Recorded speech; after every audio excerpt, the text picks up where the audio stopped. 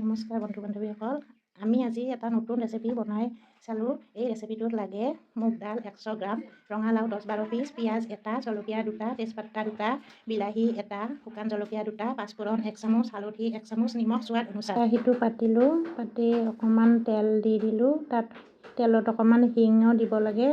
মই হিং দিবলৈ পাহৰিছিলোঁ, অকণমান হিঙো দিব লাগে।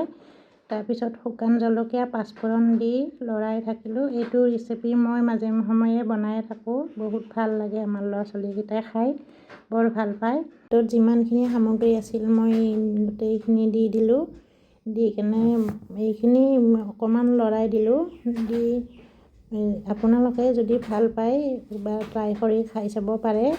আৰু লাইক আৰু কমেণ্ট এটা কৰি চালে মোৰ সুবিধা হ'ব, ভাল পাম।